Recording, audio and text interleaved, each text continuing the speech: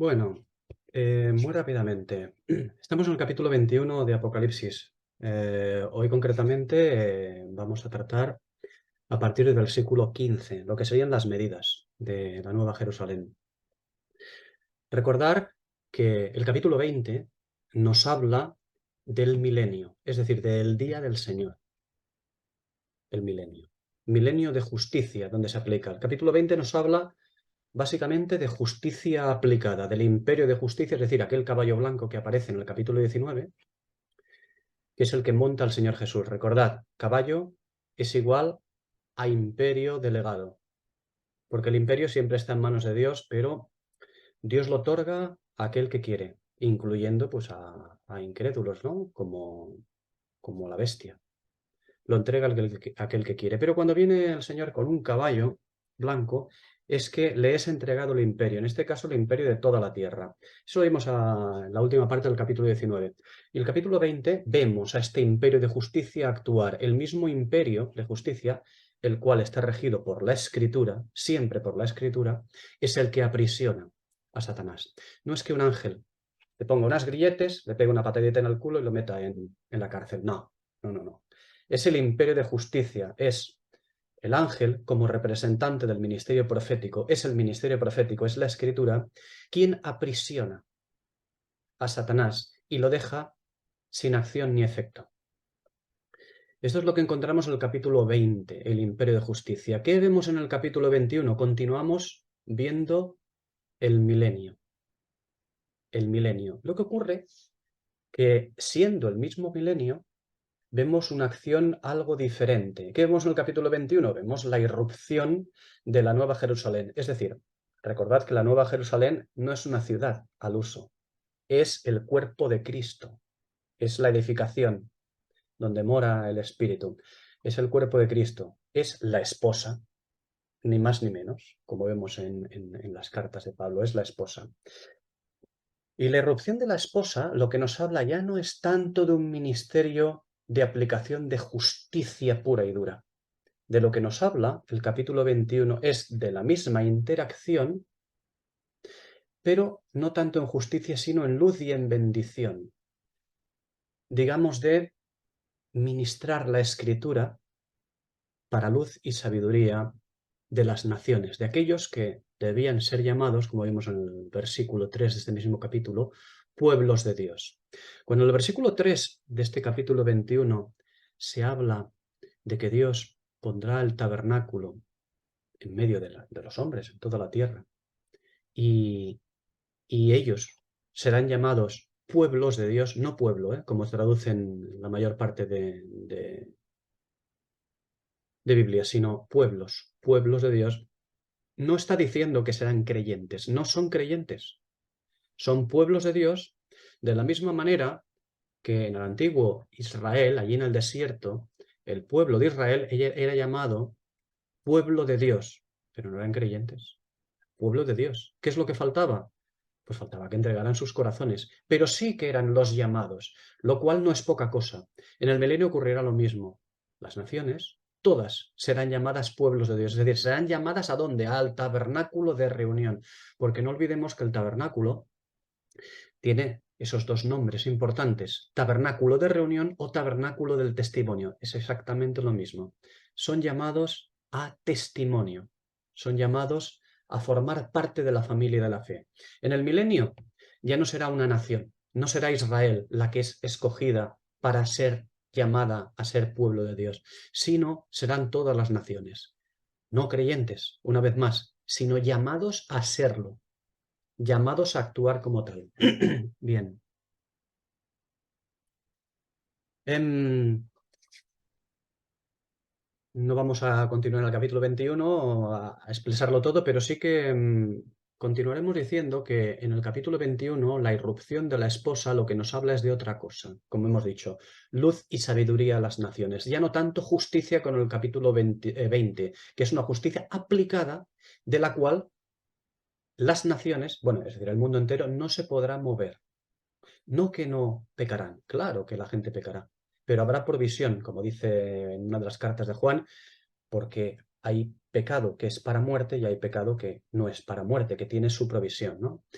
Pero en el milenio habrá aplicación de justicia, capítulo 20. Y en el milenio habrá luz y sanidad a todo el mundo. Y esto es lo que trae la esposa, la sabiduría de Dios, aquella que, ya veremos pronto, tiene un vestido muy concreto, ya lo iremos viendo. Bien, avanzados ya el capítulo 21,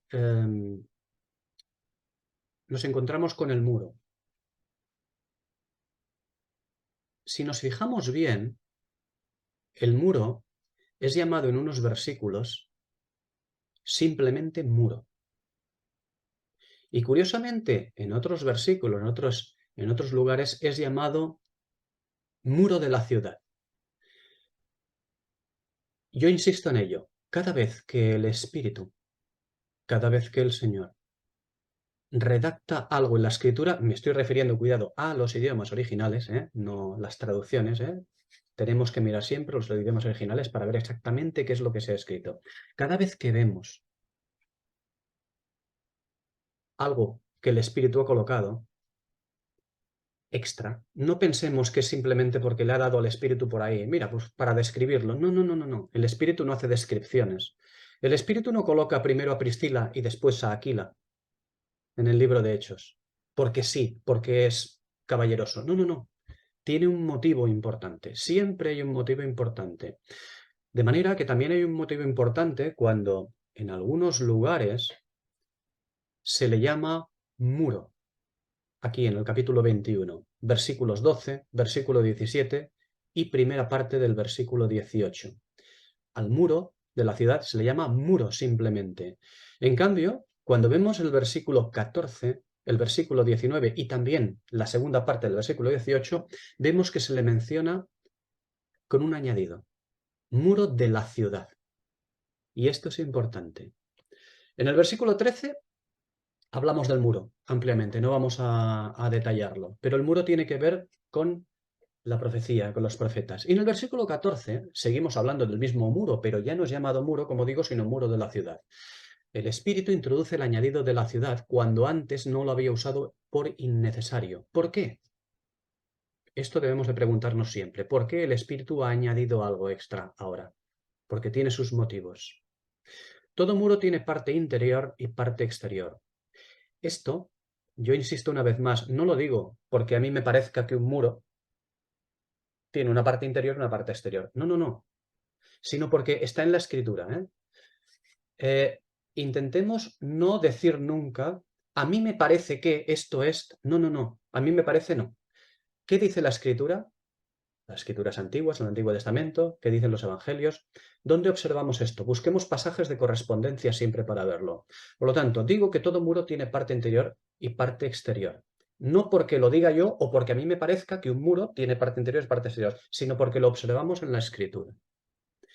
El muro es lo que conecta o separa lo de fuera y lo de dentro. Veamos dos ejemplos.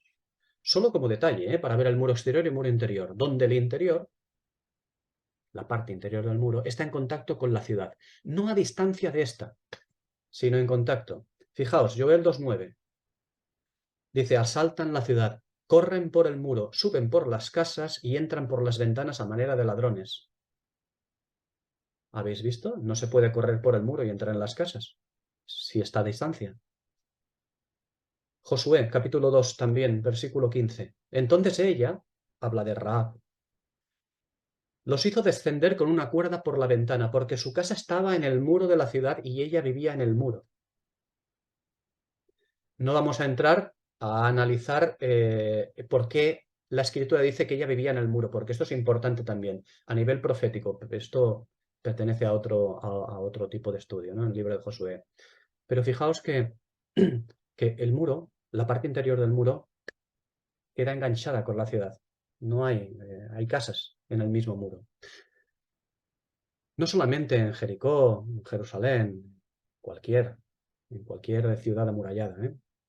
Cuando se habla de muro, a secas, tiene que ver con los amigos del novio participando de la gloria y ministerio de la Nueva Jerusalén en el tiempo del reino glorioso, es decir, en el tiempo del milenio, el tiempo milenial. Y sí, por supuesto que participan del ministerio de esta. Digo, los amigos del novio. Ya hablamos quiénes eran los amigos del novio. Los amigos del novio son aquellos santos del antiguo pacto, no de la iglesia gentil, sino de antes de ella, esos son los amigos del novio. Porque los amigos del novio, ya hemos hablado largo sobre ello, son aquellos de otro pacto que tienen de alguna manera relación con la iglesia gentil. Os invito a ver los estudios correspondientes a ello, ¿no? Porque era bastante largo. Pero bien, insisto, los amigos del novio, cuando se habla de muro, a secas, sin decir de la ciudad, tiene que ver con estos amigos del novio participando de la gloria y ministerio de la Nueva Jerusalén en el tiempo del reino glorioso, es decir, participando del ministerio de la esposa, en el milenio, mientras dura el milenio. Y sí, por supuesto que participa en el ministerio de esta, y no solo del ministerio, sino de su propia gloria. ¿Por qué? Porque pertenecen al muro, son santos celestiales, no vivos. No son los vivos que entran al reino, son santos celestiales. En cambio, cuando se habla del muro de la ciudad, de lo que estamos hablando es del fundamento apostólico. Ya lo veremos después. En los próximos versículos ya veremos cómo está fundamentado el muro de la ciudad, al cual se le llama de la ciudad. Hablamos, digo, del fundamento apostólico, es decir, la Iglesia. Efesios 2:20. Sobreedificados sobre el fundamento de los apóstoles y profetas. El fundamento de los apóstoles tiene que ver con el muro de la ciudad. Ya lo he dicho, versículos 14, 19 y segunda parte del 18. Y el fundamento de los profetas tiene que ver con el muro a secas, versículos 12, 17 y primera parte del 18. ¿Por qué? Porque es el muro de los profetas. También hemos hablado de esto largo y tendido anteriormente. Una cuestión en todo esto. No veamos en todas estas aplicaciones división y separación de conceptos como si existiese un muro y como si existiese un muro de la ciudad. Es el mismo. No estamos hablando de un muro propiamente dicho. No existe muro. No existe ciudad. Estamos hablando de otra cosa.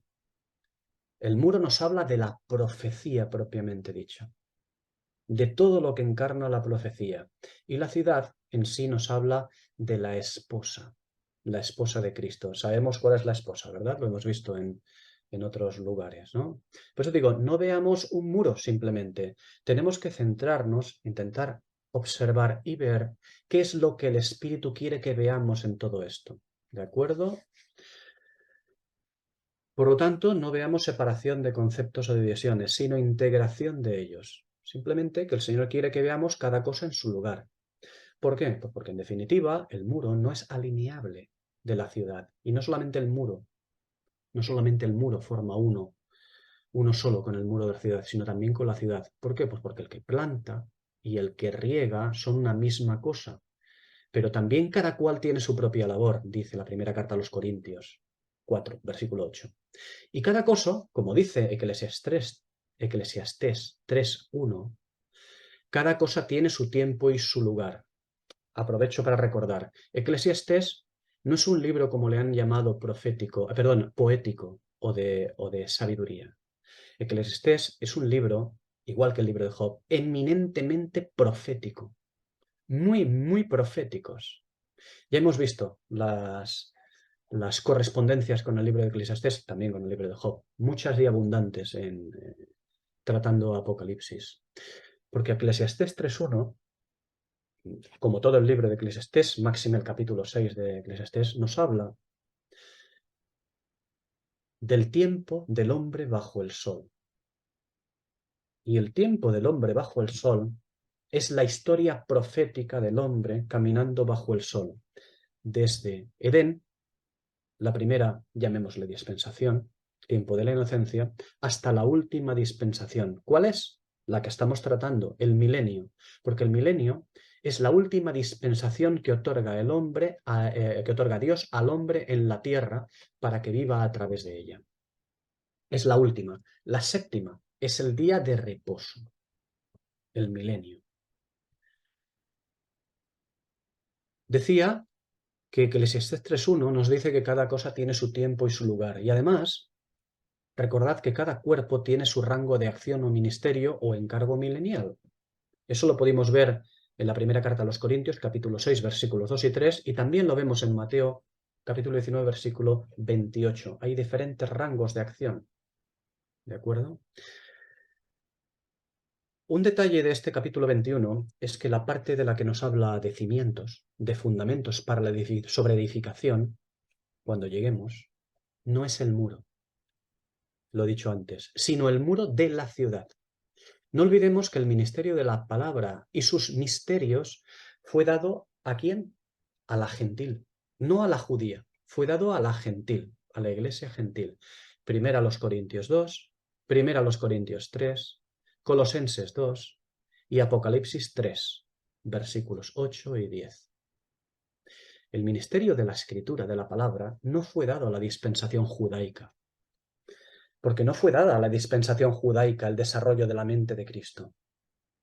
La edificación con sus fundamentos, es decir, conforme a la Jerusalén celestial, pertenece ¿a quién? Al perito arquitecto responsable de desposarnos con el esposo, no al ministerio judío, el cual tiene que ver con la Jerusalén terrenal y su desempeño, no con la Jerusalén celestial. Con la Jerusalén celestial tiene que ver el perito arquitecto. Bien, y ahora vamos a pasar directamente a los versículos 15 y 16, que son las medidas de la ciudad. Las medidas tenemos tenemos un trayecto por delante. Hoy no vamos a acabar con estos versículos, versículos 15 y 16, pero al menos arrancamos en ello. Versículo 15, las medidas. Bien, fijaos en este versículo 15, cómo la Escritura quiere que diferenciemos la ciudad, las puertas y el muro. ¿Por qué? Pues porque esto es porque cada cosa nos habla de un carácter. La ciudad nos habla de luz y sabiduría. Las puertas nos habla de juicio y justicia. Y el muro nos habla ¿de qué? Del espíritu de la profecía. Yo estoy citando esto ahora, los que os habéis incorporado en este último estudio, por ejemplo, pero esto lo hemos tratado abundantemente anteriormente, viendo los pasajes de correspondencia de cada cosa para poder decir que la ciudad nos habla de luz y sabiduría, las puertas de juicio y justicia y el muro del espíritu de la profecía. Bien, esto pertenece a sus caracteres, lo que acabo de citar. Pero también cada cosa nos habla de una asociación. Hemos visto caracteres, luz y sabiduría a la ciudad, juicio y justicia a las puertas, espíritu de la profecía al muro. Pero ahora vamos a ver de su asociación. La ciudad nos habla de la esposa, la intimidad del Señor. Las puertas nos habla de lo que da acceso a la ciudad, de lo que va a permitir acceder a la ciudad. Y el muro de la profecía nos habla de los amigos del novio, es decir, de quienes guardan relación con el reino y por lo tanto es el contacto con el exterior. Recordad, hemos hablado de muro, no del muro de la ciudad ahora. Hablamos, este versículo habla del muro. El muro son los amigos del novio que guardan relación con el reino y por lo tanto con el contacto con el exterior. ¿De acuerdo? No olvidemos que todo este conjunto de elementos, este versículo 15, nos hablan de la esposa y todo lo que está asociado a ella. ¿De acuerdo? Versículo 9. Recordad el versículo 9 que dice, yo te mostraré a la novia, la esposa. Por lo tanto, todo este conjunto de elementos de este versículo 15 nos hablan de la esposa y de todo lo que está asociado a ella, porque la protagonista de este capítulo 21 es la esposa. ¿Ve? Versículo 9. Y no olvidemos que estos elementos, ciudad, puertas, muro, son principios elementales. No estamos hablando de cosas tangibles. Hablamos de algo mucho más elevado. Hablamos de principios fundamentales. Son símbolos, figuras de cosas elevadas. ¿Por qué? Pues porque el lugar definitivo de los santos antiguos es también el de redimidos. Sí, y con derecho a la eternidad, ya lo creo. Ahora bien, antes de eso, es decir, antes de que llegue la eternidad al fin del milenio, ahora estamos tratando el milenio. Y en el milenio, cada cual tiene su dignidad, su ministerio y su posición en Cristo. Y la esposa de Cristo, estrictamente hablando, la esposa de Cristo es una gentil. No lo olvidemos. Pero ello no implica que en la eternidad Daniel, por ejemplo, pertenezca a un grupo con dignidad inferior al de Pablo. Habló de profeta, ¿eh? Eso no implica, como digo, que cuando llegue la eternidad Daniel pertenezca a un grupo con dignidad inferior al de Pablo. Porque el objetivo del milenio es que los hombres abracen el Evangelio eterno y lleguen finalmente a la intimidad con el Señor. Ese es el objetivo del milenio. Predicar el Evangelio eterno, que conozcan verdaderamente al Señor y se entreguen a Él y lleguen a formar parte de la familia de la fe. ¿Cuándo? En la eternidad. La intimidad con el Señor, ¿quién la tipifica en el milenio? La esposa. Y el milenio es el tiempo en que sí hay dignidades para su actuación en él.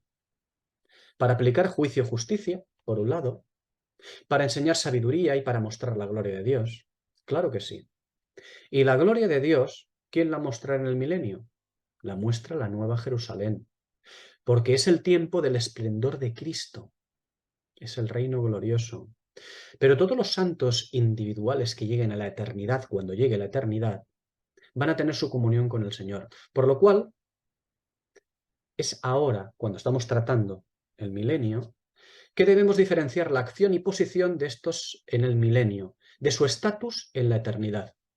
Una cosa es el milenio y lo diferenciamos de su estatus en la eternidad, algo que hará muy bien el versículo 18 cuando lleguemos a él. Bien, vamos a ver directamente la caña de medir. La caña de medir.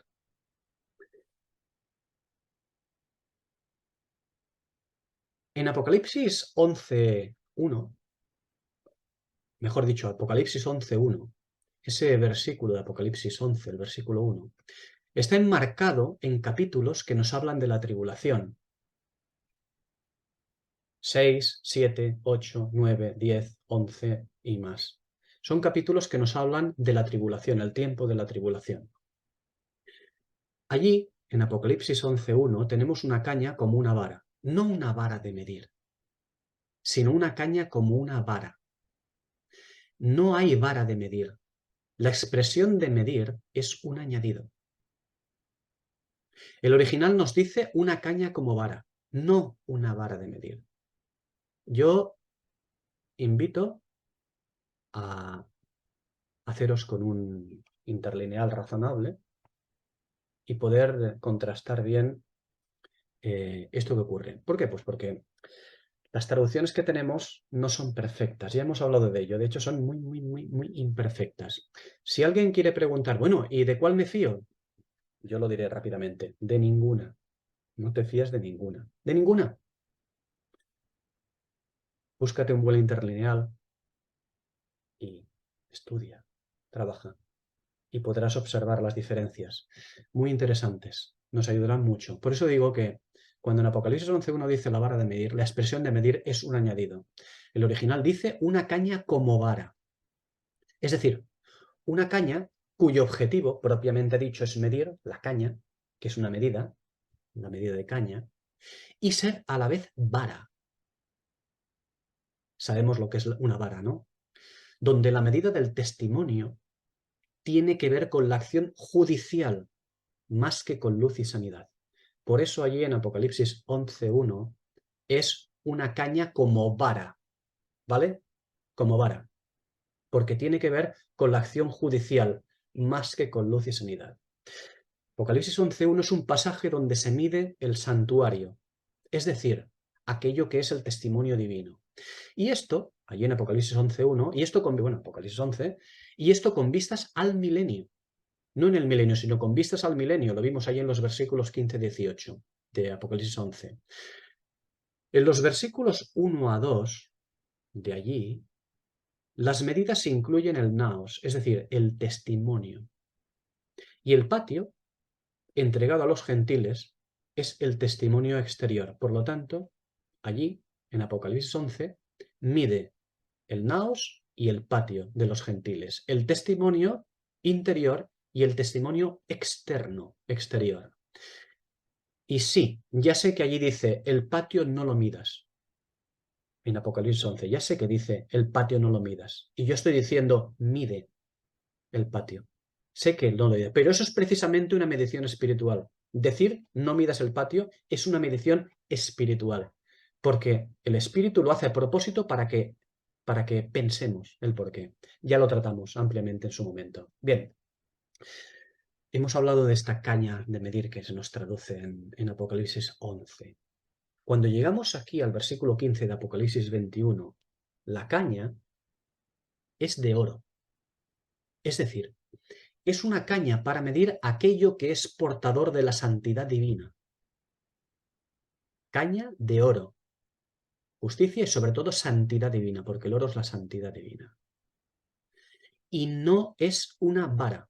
Aquí no es vara, solo es caña. Esto es importante. No existen las varas de medir. Lo que miden son las cañas, que es una medida concreta. ¿De acuerdo? Aquí no es vara. La diferencia con las otras mediciones de Apocalipsis 11, incluso de Ezequiel, la diferencia con las otras mediciones radica en la posición del santuario o testimonio.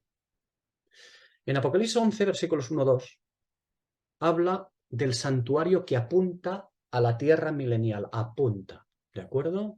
Una caña como vara, una medida de hierro en acción judicial. Sí, observamos ahí el cetro de hierro con el que se regirán a las naciones.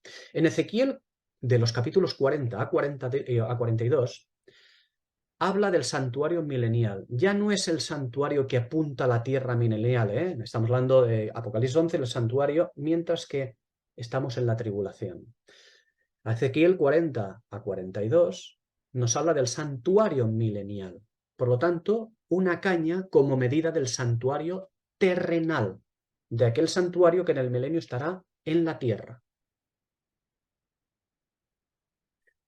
Y Apocalipsis 21:15, cuando llegamos aquí, nos habla del santuario que apunta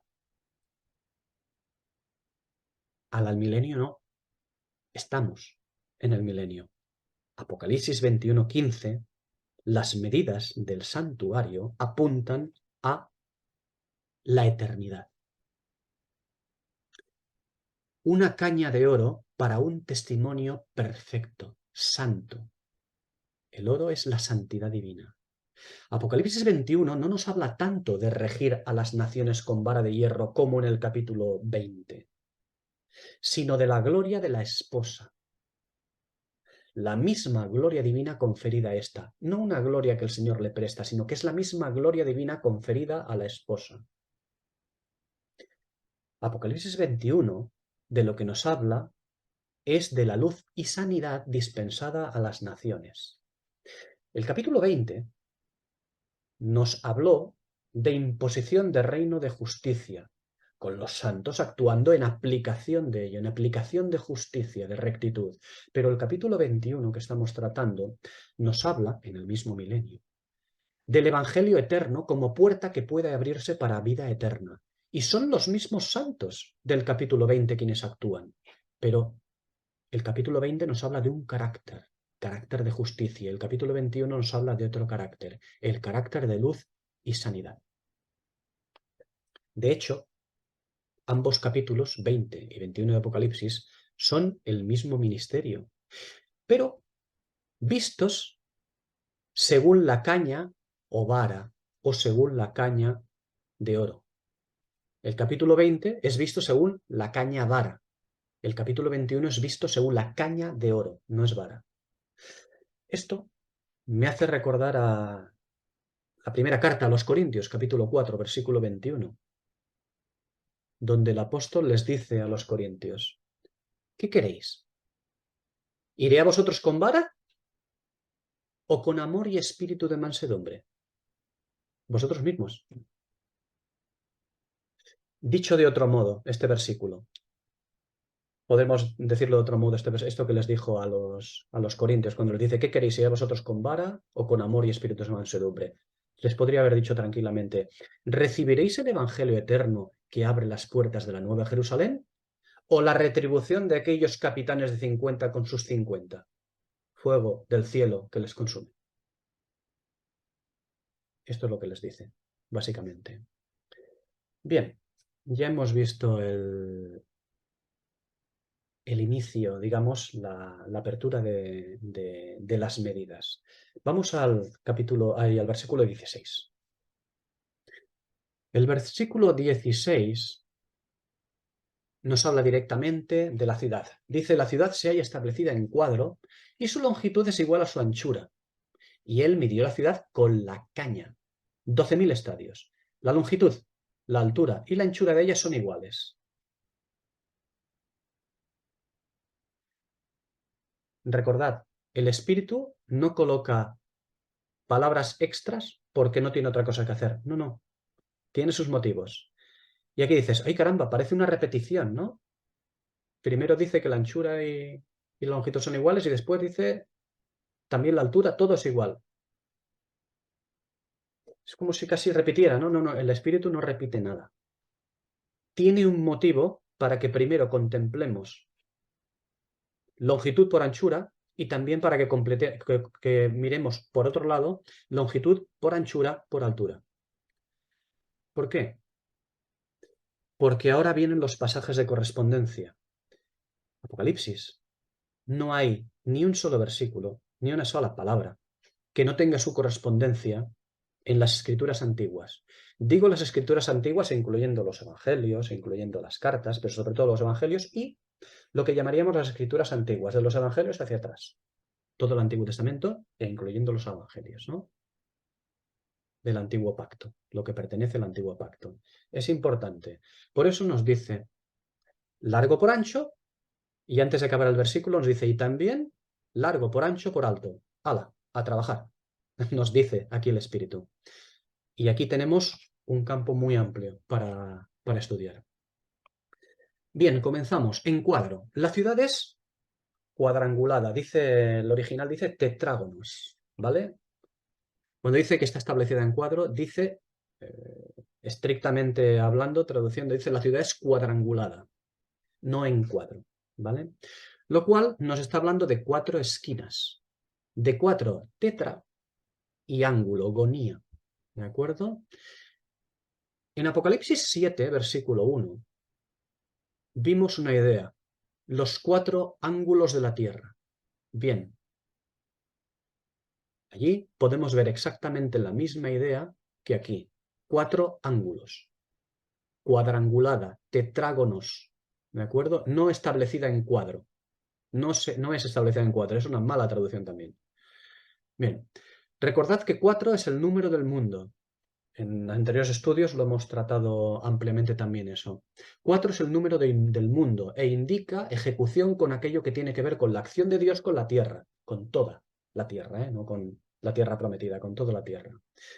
Esto lo tratamos en el capítulo 4 concretamente. Bien, ya hemos visto. Después, cuando habla de 12.000 estadios. Para empezar, su número es 12. 12.000 estadios. 12. Recordad que 12 es número de integridad administrativa o gubernamental. Y 1.000 significa que su aplicación es para el milenio. 12.000. 12, integridad administrativa o gubernamental. Sí, hablamos de gobierno. Y 1.000 significa aplicación para el milenio. Es decir, las medidas de la ciudad de las que nos habla este versículo, largo por ancho y también largo por ancho por alto, son para su aplicación o dispensación en la tierra milenial. ¿De acuerdo? Son medidas mileniales, por lo que su rango de acción será el milenio. No importa que la ciudad tenga carácter eterno. Solo faltaría que no tuviera eterno. ¿Por qué? Porque la ciudad se inicia en el milenio. Hace su aparición en el milenio, pero tiene carácter eterno para siempre. El milenio concluye y la ciudad continúa. ¿Por qué? Porque la ciudad es la esposa, es el cuerpo de Cristo, no hay ciudad El cuerpo de Cristo continúa, es eterno, tiene carácter eterno. Por eso digo, no importa que la ciudad tenga carácter eterno en sí mismo, que sea un carácter eterno. Las medidas, como nos dice este versículo 16, son para su aplicación milenial. Es importante, harto importante, que nos fijemos en estos detalles, porque si no lo hacemos, nuestra mirada se queda corta. Pero no es que se quede corta y no avance lo que debiera, es que por esas cortedades de no poder ver más allá investigando estos detalles, la interpretación de la escritura sufre brutales extravíos. ¿Cuántas interpretaciones de la escritura hay? Bueno, ahora intentan que no haya muchas, para que así hay 3 o 4 oficialistas, se respetan entre ellas y adiós muy buenas, ¿no? Mal, muy mal. Solamente hay una interpretación de la escritura, la interpretación del espíritu. Ah, ¿y quién tiene la verdad? El espíritu. El don del espíritu tiene la verdad.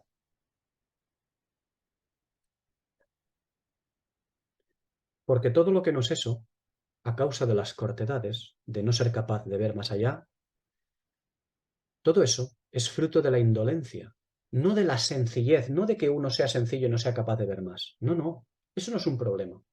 El problema es la indolencia, porque nosotros somos indolentes.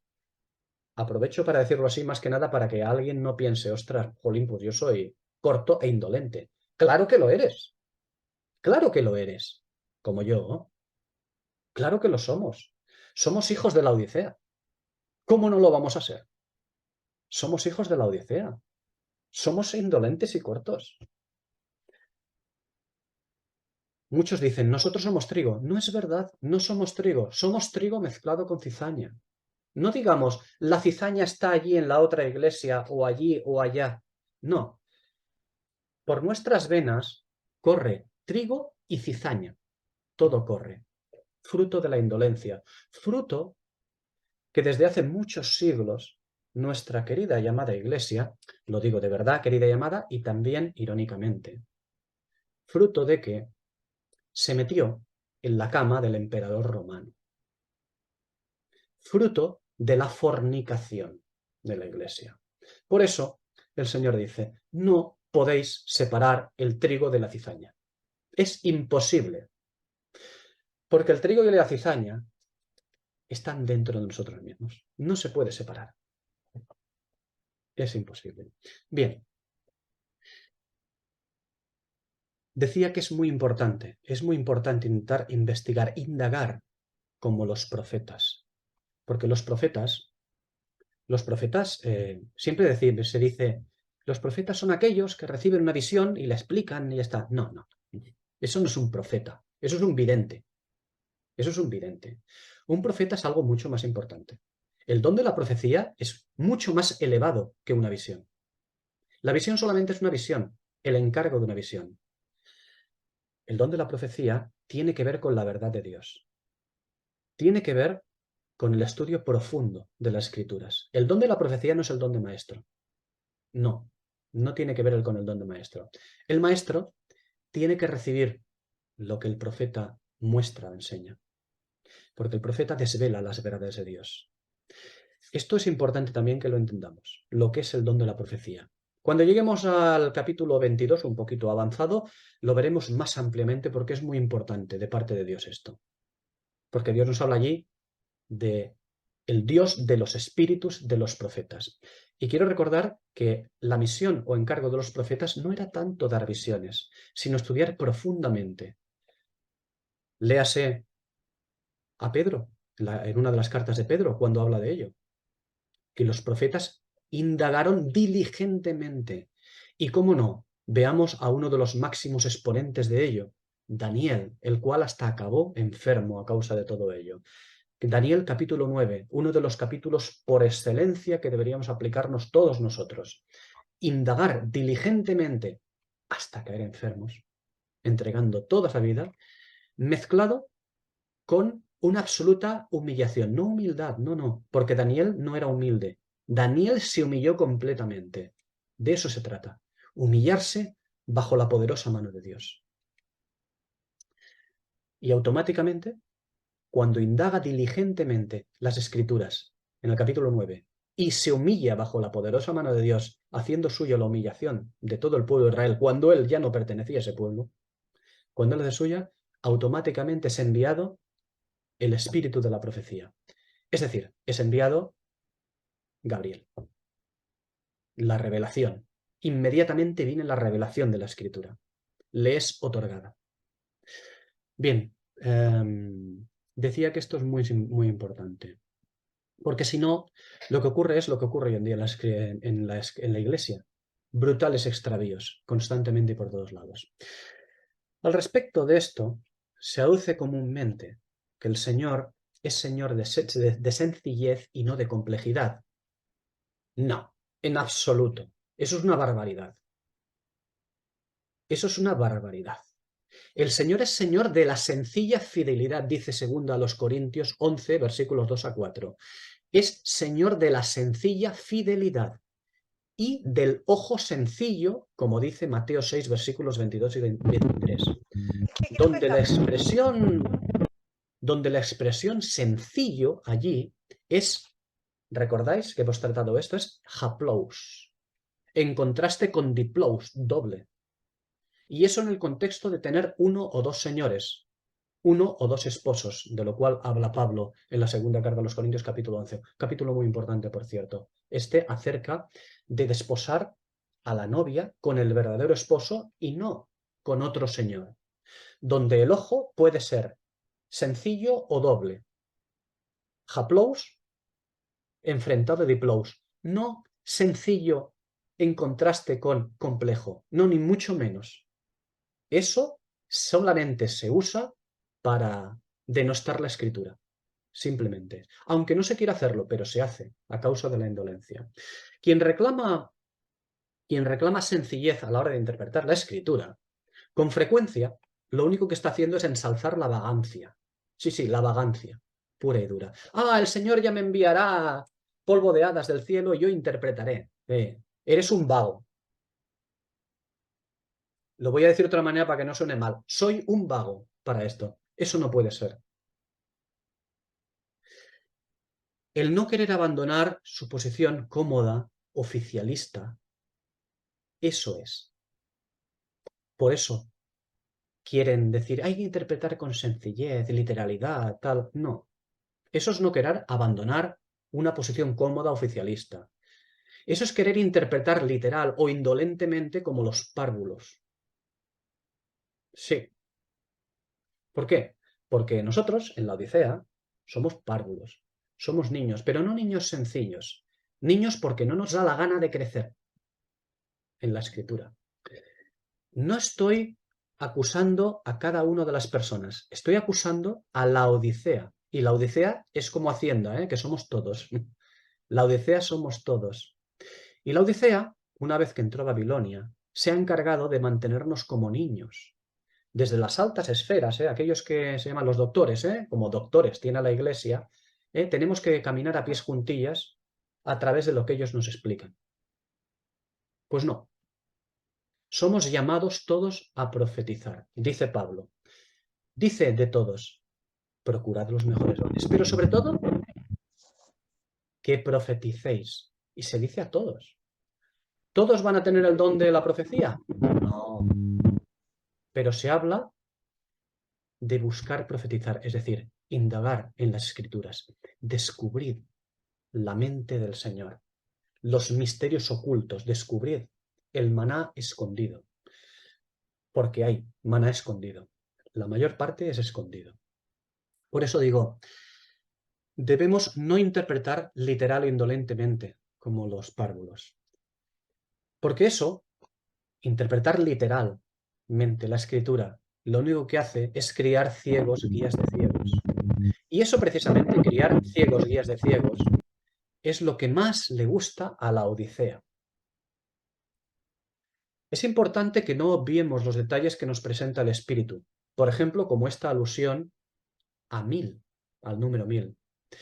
Y entender que cuando hay esta alusión, lo que hace es hablarnos de aplicación milenial, no más allá del milenio ni más acá de él. Interpretar de esta manera no es porque nos parezca a nosotros que deba ser así, sino porque existen pasajes de correspondencia, como Ezequiel 45, Ezequiel 48 o Apocalipsis 7. Debemos trabajar los pasajes de correspondencia. No hay nada que esté en Apocalipsis que no exista antes, incluyendo los principios fundamentales. Iréis a leer Génesis 1, 2 y 3 y diréis, bueno, un relato de la creación. ¿Habéis visto la profecía tan profunda que hay allí? Yo sé que la gente dice, no, vemos un relato. Pasajes proféticos. Allí son puestos no las cosas creadas, sino los principios fundamentales que van a regir la historia del hombre bajo el sol, la historia profética del hombre bajo el sol. Pero bueno, ya hemos hablado de ello, no avancemos. Decía que no debemos interpretar porque nos parezca a nosotros que debemos interpretarlo de una manera concreta, sino porque existen pasajes de correspondencia, y en este caso, cuando hablamos del milenio, como Ezequiel 45, Ezequiel 48 o Apocalipsis 7, entre otros, en los cuales pasajes observaremos, si lo estudiamos, observaremos ese múltiplo de 1000 con respecto a una aplicación administrativa futura. Eso lo vemos en Ezequiel, incluso en Apocalipsis 7. Los pasajes de correspondencia en general, los símbolos, los tipos, las figuras, las sombras, ¿no? Como dice Hebreos, las sombras de las cosas del porvenir, de cosas superiores. Las expresiones simples o compuestas que observamos en la escritura, las aparentes repeticiones o las diferentes formas de plasmar un mismo evento en libros diferentes, nos hablan de detalles que no debemos pasar por alto y que si no los pasamos por alto van a condicionar la forma en que leemos nuestras Biblias. Pero eso requiere un esfuerzo grande y un fuerte deseo del verbo, un fuerte deseo por el verbo, no solo un don. El don en sí no es suficiente. Es necesario un fuerte deseo por el verbo. Veréis que lo digo, uso a propósito el verbo. El verbo ya sabemos que es Cristo, pero el verbo es la escritura. ¿Por qué? Porque la escritura no es de Cristo, no. La escritura es Cristo. El verbo es Cristo, la profecía es Cristo, no es de Cristo. No es una cosa añadida, es lo mismo, exactamente lo mismo. La mente de Cristo es Cristo. Digo que hay muchos detalles que no debemos de pasar por alto, debemos de indagarlos, porque condicionará la forma en que leemos nuestras Biblias. Porque de lo que se trata es de que al leer nuestras Biblias, cuando leemos nuestras Biblias, lleguemos a entender y comprender la Escritura. Porque nos han dicho, bueno, la Biblia es la Escritura. De ninguna de las maneras. La Biblia no es la Escritura. La Biblia no son las Escrituras. ¿La Biblia son los libros? Sí. ¿La Escritura la podemos ver en la Biblia? Sí. Pero podemos leer la Biblia y no leer la Escritura. Que además, eso es lo común, desgraciadamente, ¿no? Bien, entendido esto, seguimos con el versículo para no hacer una digresión demasiado grande acerca de esto. Entendido esto, al ver un múltiplo de 1000 en este libro y en este capítulo 21 de Apocalipsis, inmediatamente, ¿qué ocurre? Que nos evoca, cuando vemos 1000 y entendemos eso, inmediatamente nos evoca el milenio. De manera que este detalle nos ofrece, entre otras cosas, un encuadre de tiempo y lugar claro. Pero si pasamos por alto este detalle del número 1000 y pensamos, es una descripción más, ¿qué ocurrirá? Pues que pasará por alto este detalle y desaparecerá el encuadre y nos extraviaremos, extraviando todo lo que venga a continuación. Y esto no es solo para este capítulo, sino para todo el libro. Si nos extraviamos en el capítulo 5 a causa de nuestra indolencia, las interpretaciones del resto del libro estarán siempre como siempre han estado. ¿Y sabéis cómo han estado siempre las interpretaciones? Mateo 13:23, cual a 100, cual a 60 y cual a 30 por 1, es decir, cada vez más diluidas, cada vez más corrompidas, cada vez más en decadencia, es decir, cada vez más como Apocalipsis 2 y 3. Las iglesias cada vez a peor. Eso es lo que ha ocurrido, eso es lo que ocurre en nuestros días y así es como vamos a llegar hasta el final. pero a nosotros nos dice, tú ocúpate de la escritura, del Espíritu. Así que si nosotros vemos estas cosas, estos detalles, debemos insistir en ello, buscar el porqué. Porque si nosotros decimos 12.000, 12.000, bueno, es un número más. No, no es un número más. ¿Qué ocurrirá? Pues que ocurre como ocurren con muchos que dicen, Apocalipsis 21 habla de la eternidad. Sí, porque es una de las más importantes interpretaciones, que Apocalipsis 21 habla de la eternidad. Pues no, no habla de la eternidad. Se han pasado por alto muchas cosas. Apocalipsis 21 habla del milenio. Es muy importante esto. Así que, contra la indolencia, nosotros vamos a trabajar un poco. Nos toca trabajar ahora nosotros un poco. La caña como unidad de medida, como unidad de medida, aparece únicamente en 3 lugares de la Escritura. Ezequiel, en el libro de Ezequiel, y en Apocalipsis 11 y en Apocalipsis 21. Esto, que aparezca solamente en Ezequiel y en Apocalipsis, si hemos leído bien y estudiado bien el libro de Ezequiel, que aparezca la caña como unidad de medida solamente en Ezequiel y en Apocalipsis, ya debería orientarnos, ya debería darnos pistas. ¿Por qué? Porque Ezequiel habla del tiempo del reino en la tierra. Habla de la ciudad, de una casa, de un reparto de la tierra. En fin, Ezequiel habla de la posesión que Dios da a Israel en un tiempo futuro, en el tiempo del milenio, en el tiempo del reino. Eso es lo que estaban esperando en el Evangelio, el reino manifestado. Seguimos. En este versículo 16 de Apocalipsis 21 tenemos 2 tipos de medida. Ya lo hemos visto, ¿eh? Largo por ancho y después largo por ancho por alto. Recordad, el Espíritu no da nada porque sí, no repite cosas. Por lo tanto, no es una medida. Son 2 tipos de medidas diferentes. Hay una medida que es la de largo por ancho y hay otra medida que es la de largo por ancho por alto. Son 2, no una. Y sí, hablan de la misma ciudad, de la misma cosa, pero se nos está requiriendo que la observemos a esta ciudad de las 2 formas. Observemos la ciudad largo por ancho y observemos la ciudad según largo por ancho por alto. Por lo tanto, de las 2 formas, en igualdad de longitud y anchura o en igualdad de longitud, anchura y altura. Ambas expresiones son expresiones que nos hablan de algo, lo vamos a ver, y debemos estar atentos a las correspondencias escriturales para observarlo. Sí, debemos de trabajar e ir al Antiguo Testamento para observar de qué nos habla todo esto. Cada vez que la Escritura menciona las medidas en estas formas, largo por ancho o largo por ancho por alto, está relacionado, cada vez que la Escritura menciona las medidas en estas formas, se está relacionando con las cosas vistas según Dios para los santos. Y en su casi totalidad habla siempre del tabernáculo y los templos, junto con las casas del Rey de Gloria. ¿Quién es el Rey de Gloria? Salomón. Es el Rey de la Gloria. Ese es el Rey de la Gloria.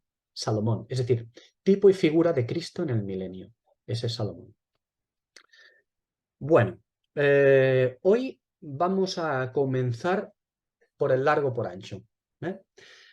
Largo por ancho. Esto, largo por ancho, es un compuesto de 2 medidas. Recordad que 2, el número 2, es un número de testimonio, ¿de acuerdo? Y son medidas de superficie. Mide la horizontal, ¿vale? No tiene verticalidad, solo mide la horizontal, largo por ancho. Y no tiene, digo, la verticalidad porque la verticalidad es el componente que nos da la altura.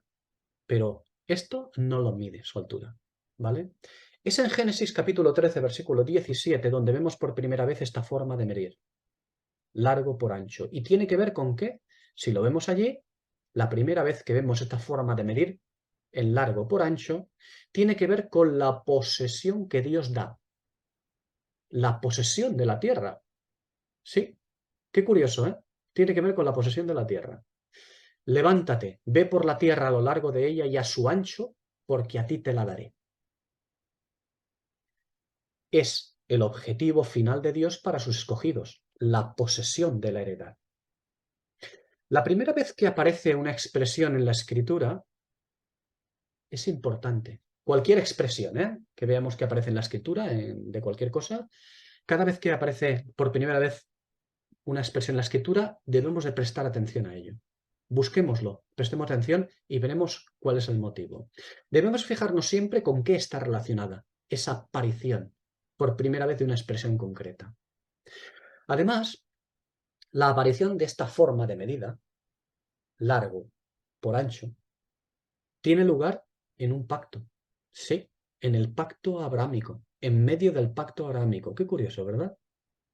Recordad que el plan maestro de la escritura, el plan maestro de la escritura, el plan maestro de Dios, es el pacto abrahámico. Es el desarrollo y cumplimiento del pacto abrahámico, del cual dependen todos los demás excepto uno, el noáquico. Todos los demás dependen del pacto abrahámico, incluido el nuevo pacto. Y este pacto abrahámico tiene que ver con la implementación del reino de Dios en la tierra. La segunda ocasión en que aparece largo por ancho, y por primera vez cuantificada, está relacionada con el pectoral. Recordad que el pectoral se le llama el pectoral del juicio. El pectoral de Éxodo 28:16.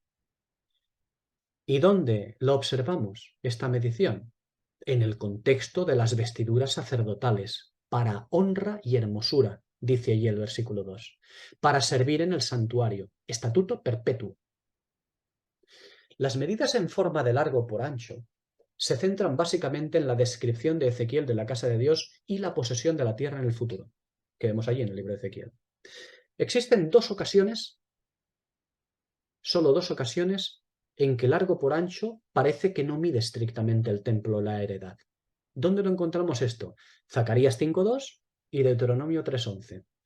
En Zacarías 5:2 es donde vemos un rollo con la maldición sobre la tierra para limpiarla. Esto también tiene que ver con posesión de la tierra. Esto proviene del versículo, perdón, de Zacarías, capítulo 2, versículo 2, donde se mide a Jerusalén. Por lo tanto, también tiene que ver con la posesión, también tiene que ver con la heredad. La otra ocasión que la encontramos es Deuteronomio 3:11, que son las medidas de la cama de Og, rey de Basán. Qué cosa, ¿verdad? Pero si prestamos atención a todo el contexto, en Deuteronomio capítulo 3, versículo 11, veremos que esta cita está convenientemente enmarcada en la conquista de la tierra por Israel. Concretamente la parte de la media tribu de Manasés al otro lado del Jordán. Por lo tanto, de igual manera, ambas citas tienen que ver con la posesión de la heredad de Dios. Hay dos ocasiones más. Decía que solamente hay dos ocasiones para entrar en esa situación, pero hay dos ocasiones más donde aparece la medida largo por ancho, aunque curiosamente se encuentran en un lugar cuya forma de medición pertenece al otro formato, al largo por ancho por alto. Es decir, el formato que también sube hacia arriba, no a lo largo de la tierra, sino sube hacia arriba. ¿Dónde? En los cimientos de la casa de Dios y el lugar santísimo. Y eso lo encontramos en el segundo libro de las Crónicas, capítulo 3, versículos 3 y 8. Son los cimientos de la casa de Dios y del lugar santísimo. Casi nada.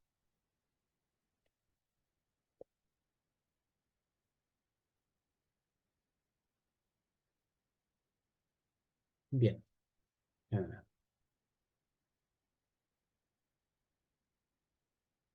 Un poquito más. Seguimos con la longitud y anchura idénticas, ¿vale?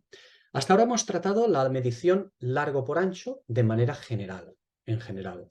Ahora debemos encontrar qué mediciones son iguales, es decir, debemos ir a los sitios concretos para verlo. Debemos encontrar qué mediciones son iguales de largo que de ancho. ¿Para qué? Pues para acercarnos más a la descripción de este versículo 16 del capítulo 21, que nos dice que largo por ancho, o sea, que tiene la misma medición de largo que de ancho. Por lo tanto, debemos de buscar en la escritura aquellas mediciones que sean iguales de largo que de ancho, porque nos va a hablar de cosas. ¿Dónde encontramos esto? Pues mira, el altar, el atrio, el muro de separación entre entre el santuario y el lugar profano, el lugar santísimo, el pectoral del juicio. Qué cosa, ¿eh? ¿Qué cosas? Se podía pelear para cualquier oso. Otra cosa, una puerta, un... No, no. El altar. Ezequiel 43, versículo 16. Su medida es 12 por 12, largo por ancho. El atrio. Ezequiel 40, versículo 47. 100 por 100, largo por ancho, igual. También en Ezequiel 42, 20, donde nos muestra el muro de separación entre el santuario y el lugar profano. Esto es importante, ¿eh? El muro de separación entre el santuario, el interior, que hemos hablado antes, y el exterior, el lugar profano. Ezequiel 42, 20. 500 por 500. También en Ezequiel 41, versículo 4, donde se nos habla del lugar santísimo, una medida de 20 por 20, iguales. Y Éxodo capítulo 28, versículo 16, cuando nos habla del pectoral. Su medida es 1 por 1. Pero, el pectoral era doble. Si leemos atentamente, el pectoral era doble, es decir, algo excepcional, algo que no es habitual, no es normal. Donde en lugar de 1 por 1 palmos, tendríamos 2 por 1 palmos, pero doblados. Es interesante ver que, a excepción del pectoral, todas estas medidas pertenecen a la descripción de Ezequiel del tiempo futuro, es decir, del milenio, de la posesión de la tierra, del reino en el milenio. También debemos observar que el altar y el atrio únicamente tienen medidas de largo por ancho e iguales. En Ezequiel, cuando lo vemos en Ezequiel, que es decir, son las medidas del porvenir de la tierra, mientras que el altar del tabernáculo y del templo de Salomón, cuando lo vemos allí, tiene medidas de largo por ancho por alto. Ah, y no todas iguales. Y lo mismo ocurre con el atrio. ¿Qué cosa? Unas medidas en uno de una manera y en otro sitio diferentes. Bueno, tiene su motivo. Esto, si las analizamos y las juntamos y vamos depurándolas todas hasta llegar cuáles son exactamente las únicas que coinciden en igualdad, solamente nos dejará dos elementos que mantienen la igualdad en sus medidas de largo por ancho: el muro y el lugar santísimo. Es decir, en correspondencia, el muro y la ciudad de Apocalipsis 21. Si observáis esto en Ezequiel, lo veréis. Ir quitando del segundo libro de Crónicas todas aquellas medidas que son disociadas entre sí, que en Ezequiel las marca de una manera y cuando hace la descripción del templo y de la casa de Salomón, lo hace de otra manera. Hay un cambio, hay una modificación. Por lo tanto, si las depuramos todas y decimos que quiero que coincidan, solamente quedarme con las medidas en que en ambos casos, tanto la descripción de Ezequiel como la descripción de Salomón, sean las mismas. Pues las mismas son el muro y el lugar santísimo. Es decir, en correspondencia con Apocalipsis 21, el muro y la ciudad. Exactamente eso. Esto no es casualidad, ¿eh? Y entre estas dos medidas veremos una última diferencia muy notable. ¿Cuándo? La veremos en la siguiente sección, porque en estas medidas también una diferencia muy notable cuando veamos el largo por ancho y por alto de la siguiente sección. Mientras tanto, antes de tocar el próximo día las medidas de largo por ancho o por alto, mientras tanto podemos decir que largo por ancho, en definitiva, tiene su referencia con el pacto abrahámico y por supuesto con Ezequiel, el cual, ¿qué es lo que nos muestra? Igual que el pacto abrahámico, la medida del reino en la tierra del porvenir. Largo por ancho es una medida milenial, no trasciende el milenio. Largo por ancho no trasciende el milenio, se queda en el milenio. Lo que hace es, se perfecciona para su actuación en el milenio cuando sus dos ámbitos son iguales. Eso es lo que ocurre con esta medida. Bien, hoy lo podemos dejar aquí y el próximo día continuamos con el otro tipo de medición, tanto más importante que esta. Recordad, largo por ancho nos habla del milenio, su aplicación milenial. Cuando lleguemos a largo por ancho por alto, veremos otra cuestión, veremos una cuestión más elevada aún que su actuación en el milenio. ¿Por qué? Porque la Nueva Jerusalén, la esposa, tiene su actuación en el milenio y también tiene carácter eterno. Tiene dos caracteres. ¿De acuerdo? Bien, el próximo día continuaremos, el Señor quiere.